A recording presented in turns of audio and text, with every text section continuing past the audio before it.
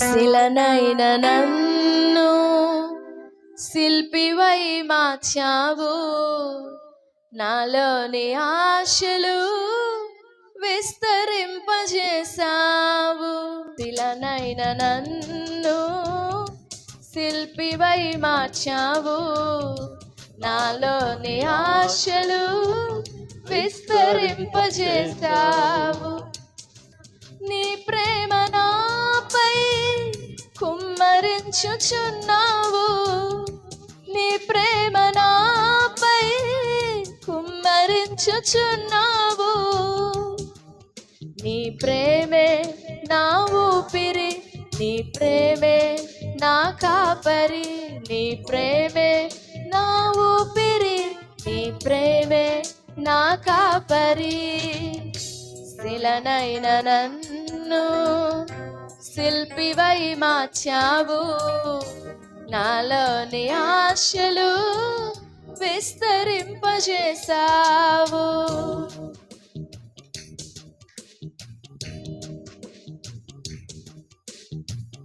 మూడు బారిన నా జీవితం నీ ప్రేమతోనే చిగురింపజేస్తావు. మూడు బారిన నా జీవితం నీ ప్రేమతోనే చిగురింపజేస్తావు. నీ ప్రేమాభిషేకం నా జీవిత గమ్యం, నీ ప్రేమాభిషేకం నా జీవిత గమ్యం. వర్ణించలేను, లెక్కించలేను, వర్ణించలేను, లెక్కించలేను. నీ ప్రేమే నా ఊపిరి, నీ ప్రేమే నా కాపరి, నీ ప్రేమే నా ఊపిరి, నీ ప్రేమే నా కాపరి. శిలనైన నన్ను శిల్పివై మార్చావు, నాలోని ఆశలు విస్తరింపజేశావు. ఏ విలువలేని అభాగ్యుడను నేను, నీ ప్రేమ చూపి విలువనిచ్చి కొన్నావు. ఏ విలువలేని అభాగ్యుడను నేను, నీ ప్రేమ చూపి విలువనిచ్చి కొన్నావు. నా ఎడల నీకున్న తలంపులు విస్తారం, నా ఎడల నీకున్న తలంపులు విస్తారం. నీ కొరకు నేను జీవింతు నీలలో, నీ కొరకు నేను జీవింతు నీలలో. నీ ప్రేమే నా ఊపిరి, నీ ప్రేమే నా కాపరి, నీ ప్రేమే నా ఊపిరి, నీ ప్రేమే నా కాపరి. శిలనైన నన్ను శిల్పివై మార్చావు, నాలోని ఆశలు విస్తరింపజేశావు.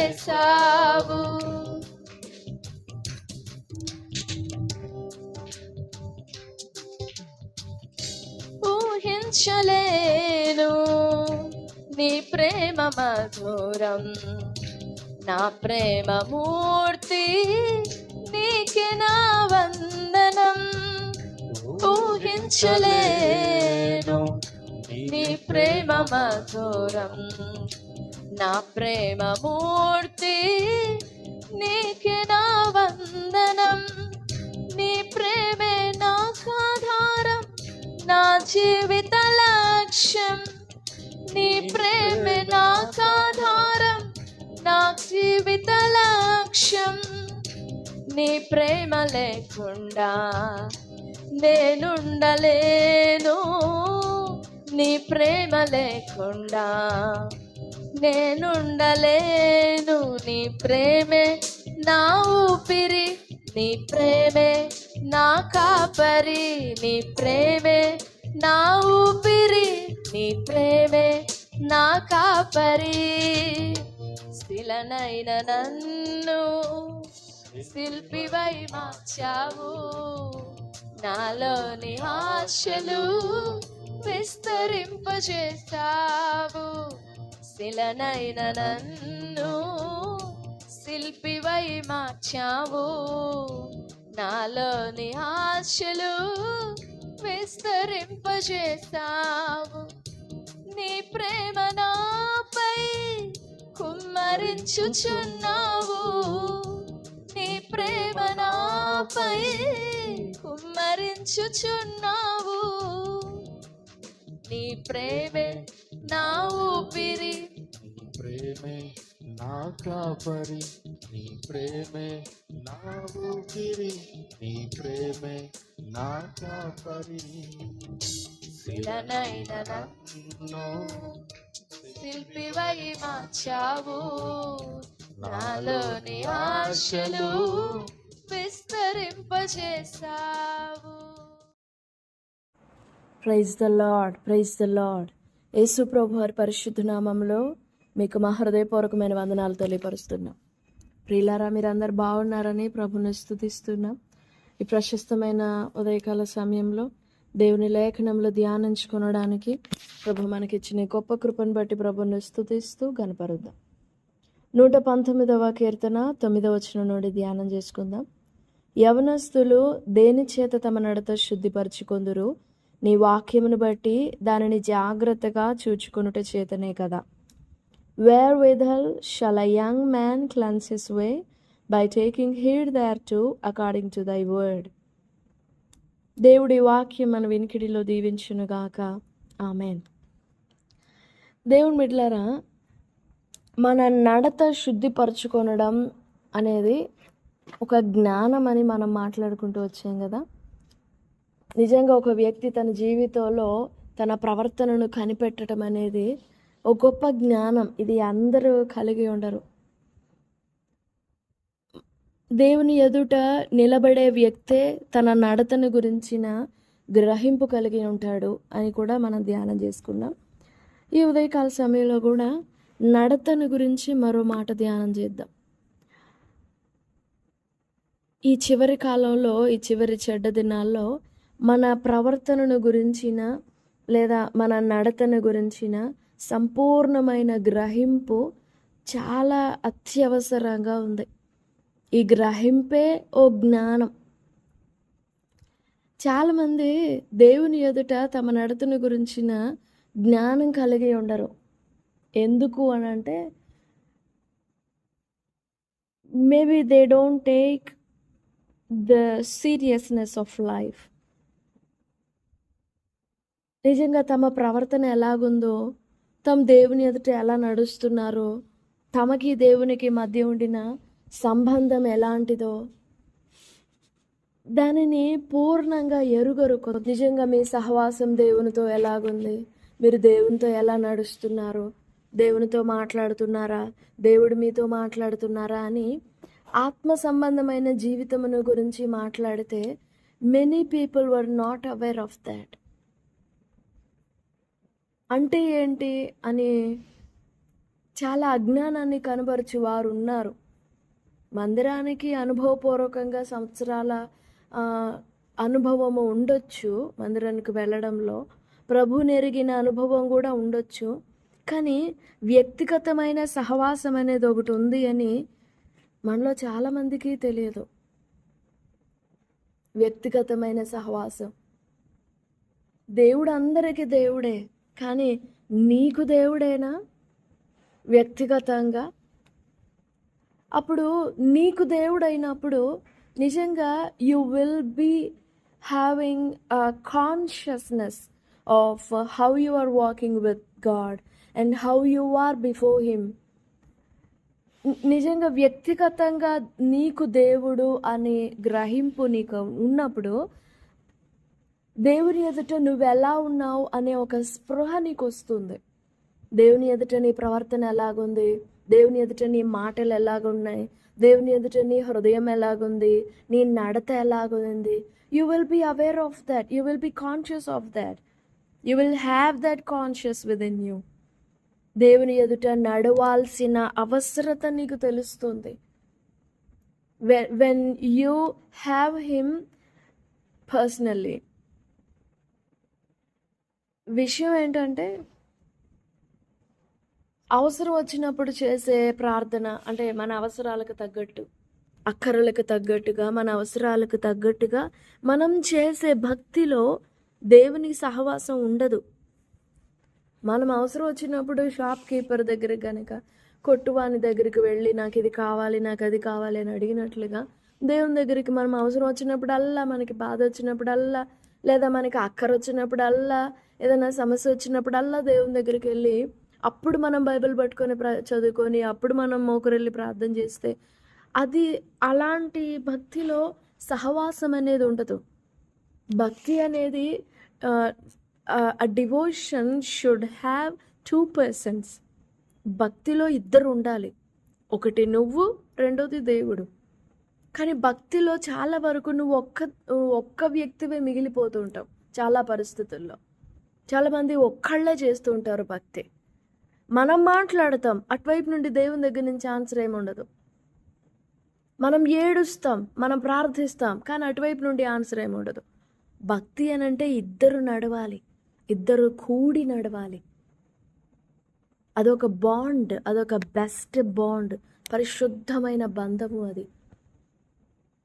అప్పుడు మనం పక్కన రెండో పర్సన్ ఉన్నారని ఆ గ్రహింపులో నేను దేవుని ఎదుట ఉన్నానో, నేను దేవునితో ఉన్నానో, దేవుడు నాతో ఉన్నాడు, నాకు దేవుడుగా ఉన్నాడు అనే ఆ కాన్షియస్ వచ్చినప్పుడు దెన్ యూ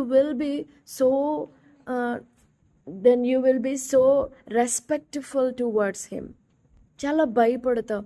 నేను చేస్తుంది ఆయనకి నచ్చుతుందా, నేను చేసేది ఆయనకి ఓకేనా, ప్రభు నన్ను అంగీకరిస్తున్నారా, ప్రభు నన్ను అర్థం చేసుకుంటున్నారా, నేను ప్రభుని సంతోషపెడుతున్నానా, నేను ప్రభును ఘనపరుస్తున్నానా, am I respecting him, am I glorifying him, నన్ను బట్టి ఆయన ఆనందిస్తున్నాడా, నా మాటలు ఏమైనా బాధ కలిగిస్తున్నాయా, నా క్రియలు ఏమైనా బాధ కలిగిస్తున్నాయా, నా ప్రవర్తన ఏమైనా బాధ కలిగిస్తుందా, then we will make ourselves right before him, because we have that conscious that he is with us and he is our God, not only our, he is my God.